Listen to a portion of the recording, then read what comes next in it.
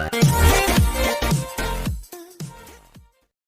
To my YouTube channel Saraswati commerce academy. तो friends, आज हम करने वाले हैं अपना +1 अकाउंट्स का 11th चैप्टर। ठीक है, जो आज का जो हमारा चैप्टर है वो हमारा है कैश बुक से रिलेटेड। ठीक है, आज का जो हमारे चैप्टर का नेम है वो है books of original entry cash book. ठीक है, इससे पहले हम चैप्टर कौन सा करके आए थे इसी जैसा, books of original entry journal. ठीक है, वो हमारा 9th चैप्टर था।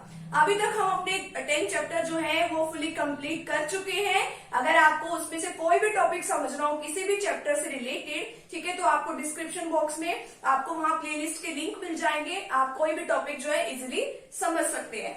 आज के टॉपिक में हम डिस्कस करने वाले हैं कि हमारा जो कैश बुक होती है, ठीक है, हमें उसकी क्यों नीड जो है अराइज हुई, कौन कौन सी सब्सिडरी बुक्स है हमारे पास। ठीक है, सब्सिडरी बुक्स किसको कहते हैं और इसकी सब्सिडरी बुक्स के क्या क्या एडवांटेजेस हैं। ठीक है, और नेक्स्ट वीडियो सेशन में हम डिस्कस करने वाले हैं कैश बुक क्या होता है, उसकी एडवांटेजेस क्या है कैश बुक को रखने की, इनके बीच में डिफरेंसेस क्या है, टाइप्स क्या है, तो ये सब हम अपनी नेक्स्ट वीडियो सेशन में डिस्कस करने वाले हैं। ठीक है, तो फ्रेंड्स, अगर आप चैनल पे न्यू है तो सबसे पहले तो आप चैनल को प्लीज सब्सक्राइब कर दीजिए। इसमें आप ही का फायदा है, क्योंकि आपको ही नेक्स्ट वीडियो सेशन के भी फटाफट से जो मैं जैसे ही अपलोड करूंगी आपको नोटिफिकेशन मिल जाएगा। बेल आइकन को भी आप साथ में प्रेस कर दीजिएगा। तो चलिए अब डिस्कस करते हैं हमारा कैश बुक के बारे में कि कैश बुक क्या होती है, क्यों इसको बनाने की मतलब नीड हमें अराइज हुई। ठीक है, मैंने आपको बहुत सारे चैप्टर्स में पहले भी बताया हुआ है कि अगर हमारे जो बिजनेस का जो साइज है, ऑर्गेनाइजेशन का जो साइज है वो छोटा है, ठीक है, एक तो हमारी मतलब कि छोटे लेवल पे हमारा बिजनेस है, एक ये है कि हमारा बिजनेस बहुत पॉपुलर है, उसमें बहुत सारी ट्रांजेक्शन्स हो रही है। ठीक है, अब देखना है हमें हमारा बिजनेस छोटा है या हमारा बिजनेस बड़ा है। ठीक है, अगर हमारा बिजनेस छोटा है तो उसमें बहुत ही कम ट्रांजेक्शन्स होती होंगी, ठीक है, डेली बेसिस पे। और अगर हमारा बिजनेस बहुत बड़ा है तो उसमें बहुत सारी ट्रांजेक्शन्स हो रही होंगी, कैश आ रही होगी हमारे बिजनेस में, कैश जा भी रही होगी, हम कोई ना कोई बिल वगैरह पे कर रहे होंगे, किसी से जो गुड्स वगैरह है वो कैश पे खरीद रहे होंगे, किसी से क्रेडिट पे खरीद रहे होंगे, इसी तरीके से किसी को गुड्स जो है कैश पे सेल कर रहे होंगे, किसी को क्रेडिट पे सेल कर रहे होंगे। इतनी सारी ट्रांजेक्शन्स को हम याद नहीं रख सकते।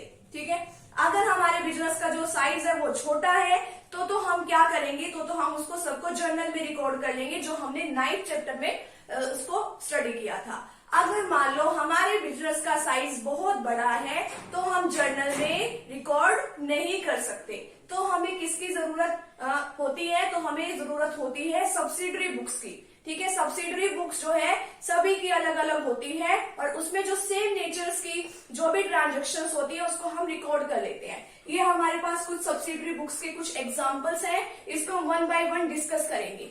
ठीक है, जैसे कि सब्सिडरी बुक को हम क्या बोल सकते हैं, special journal, day book, special purpose book, subsidiary books, कुछ भी बोल सकते हैं, बुक्स ऑफ ओरिजिनल एंट्री कुछ भी बोल सकते हैं। ठीक है, ये हमारे पर डिपेंड करता है कि हम उसको क्या बोल रहे हैं। ठीक है, जैसे कि हम कैश बुक की बात करें, कैश बुक क्या होती है कि कैश बुक में जितने भी हमारी डेली जितने भी कैश से रिलेटेड ट्रांजेक्शन्स होती है हम उसको कैश बुक में रिकॉर्ड कर लेते हैं। ठीक है, चाहे वो कैश रिसिप्ट हो रही है, चाहे हम उसकी पेमेंट कर रहे हैं, हम सारी की सारी कहाँ रिकॉर्ड करते हैं, कैश बुक में। ठीक है, अब देखिए यहां से देख लेते हैं कि हमारी मेन सब्सिडरी बुक्स जो है कौन सी है।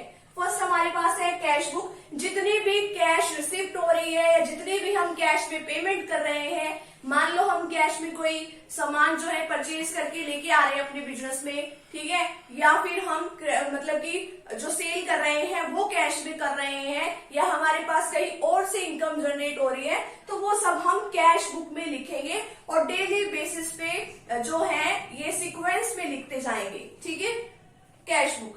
नेक्स्ट है हमारे पास परचेज बुक। परचेज बुक में क्या होता है, क्रेडिट परचेज ऑफ गुड्स, यानी कि अगर हम गुड्स को क्रेडिट पे परचेज करते हैं। अब देखो, अगर हमने गुड्स को कैश पे परचेज करनी है तो वो कैश में चली जाएगी। ठीक है, अब देखो अगर हम क्रेडिट पे परचेज कर रहे हैं, क्रेडिट का मतलब होता है उधार में अगर हम कोई भी सामान खरीद रहे हैं तो वो कौन सी बुक में चला जाएगा, परचेज बुक में। ठीक है, नेक्स्ट है हमारे पास सेल्स बुक। अगर हम इसी तरीके से क्रेडिट पे यानी कि उधार में कोई भी सामान जो है सेल कर रहे हैं तो वो चला जाएगा सेल्स बुक में। नेक्स्ट है purchase return book. Purchase return book को हम किस और नाम से भी जान सकते हैं, रिटर्न आउटवर्ड बुक। ठीक है, परचेज रिटर्न कह लो या रिटर्न आउटवर्ड कह लो। अब देखो जो भी हमने सामान जो है यहाँ पे क्रेडिट में परचेज किया था, अगर हम उसको वापस कर रहे हैं, ठीक है, तो वो हो जाएगा हमारा परचेज रिटर्न बुक में, हम उसको रिकॉर्ड करेंगे। इसी तरीके से हमारा सेल्स रिटर्न बुक, और उसको सेल्स रिटर्न बुक को हम क्या बोलते हैं, रिटर्न इनवर्ड बुक। ठीक है, तो यानी कि जो भी हमने सामान जो है सेल कर दिया था क्रेडिट में, उधार में सेल किया था ना हमने यहाँ पे, तो अगर हम उसको वापस कर रहे हैं तो वो सेल्स बुक में लिखा जाएगा, सेल्स रिटर्न बुक में। और जर्नल प्रॉपर में अगर इसमें से कोई भी ट्रांजेक्शन जो है इनमें कहीं पे भी रिकॉर्ड नहीं होती, उसको उठा के यहाँ पे हम रिकॉर्ड कर देते हैं जर्नल प्रॉपर में। ठीक है, तो ये हमारी मेन सब्सिडरी बुक्स है। इसके अलावा जैसा बिजनेसमैन चाहे उतनी ही बुक्स को वो रिकॉर्ड कर सकता है, उसके ऊपर कोई रिस्ट्रिक्शन नहीं है, अपनी नीड के अकॉर्डिंग वो मतलब रिकॉर्ड कर सकता है। नेक्स्ट हमारे पास आते हैं इसके एडवांटेजेस क्या होते हैं स्पेशल पर्पज सब्सिडरी बुक्स के और सब डिवीजन ऑफ जर्नल के। फर्स्ट इसके अंदर आता है division of work according to ability. ठीक है, सभी लोगों को उनकी एबिलिटी के अकॉर्डिंग काम जो है डिस्ट्रीब्यूट कर दिया जाता है, जो भी उनका वर्क है वो असाइन कर दिया जाता है कि आपको ये वाला काम करना है। ठीक है, अब अगर उनको उनकी एबिलिटी के अकॉर्डिंग काम सौंपा जाएगा, यानी कि अगर उनको दे दिया जाएगा, तो वो काम जो है उस काम को करने में तो वो परफेक्ट होते हैं। ठीक है, उनकी एबिलिटी के अकॉर्डिंग। और दूसरी बात क्या होती है कि काम जो है हमारा जल्दी भी हो जाता है और एक्यूरेट भी हो जाता है। नेक्स्ट हमारे पास आता है इंक्रीज इन एफिशिएंसी। एफिशिएंसी बढ़िया होती है। अब काम करने में अगर कोई एक्सपर्ट होगा, ठीक है, अब देखो सभी को अपना अपना काम दिया जाएगा, तो हम क्या करेंगे, तो वो जो सभी लोग हैं वो अपना अपना काम बढ़िया तरीके से करेंगे, तो एक्यूरेट होगा।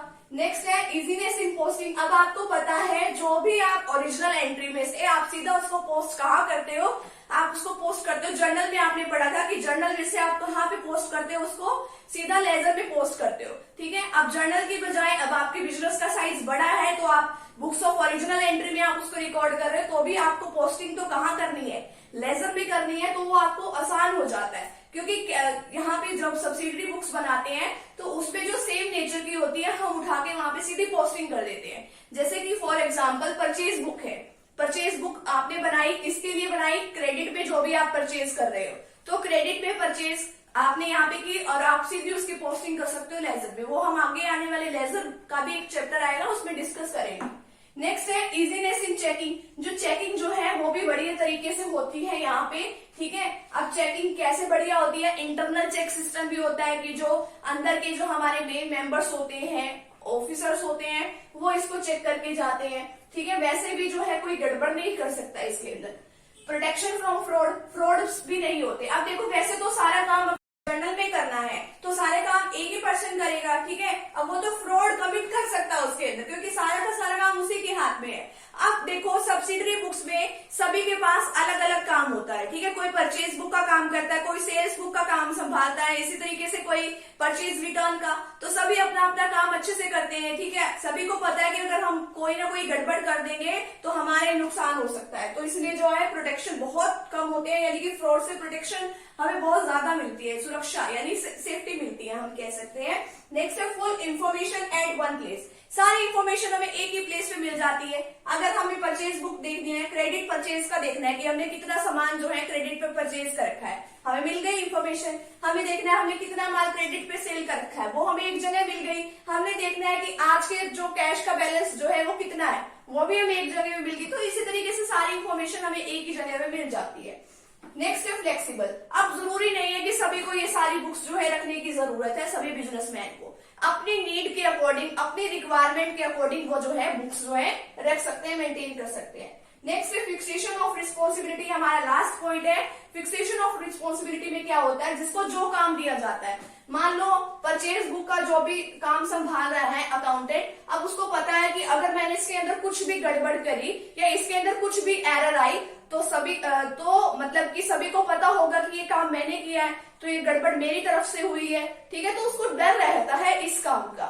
ठीक है, तो इसीलिए सभी की रिस्पॉन्सिबिलिटी जो है फिक्स हो जाती है कि अगर ये काम इस तरीके से होगा तो हमारे ऊपर ही सारी वो आ जाएगी कि ये काम आपने गड़बड़ करी है, और वो जो पर्सन है वो फंस जाएगा पूरी तरीके से। ठीक है, तो ये तो होते हैं हमारे इसके एडवांटेजेस। और आज के टॉपिक पे हमने सीखा है कि सब्सिडरी बुक्स क्या होती है, ठीक है, बुक्स ऑफ ओरिजिनल एंट्री हम किसको कहते हैं, इसके एडवांटेजेस सीख लिए। नेक्स्ट वीडियो सेशन में हम डिस्कस करने वाले हैं कैश बुक के बारे में कि कैश बुक क्या होती है, कितने टाइप्स की होती है, ठीक है, उसका जो एक आधा हम फॉर्मेट भी हम सीख लेंगे। ठीक है, तो आप वो वाला वीडियो सेशन भी आप जरूर देखिएगा। तो अगर आप फ्रेंड्स चैनल पे न्यू है तो चैनल को आप प्लीज सब्सक्राइब कर दीजिए, वीडियो को लाइक कर दीजिए और बेल आइकन को आप प्रेस कर दीजिएगा। ठीक है, तो मिलते हैं फ्रेंड्स नेक्स्ट टॉपिक के साथ एंड नेक्स्ट वीडियो के साथ। Thank you very much.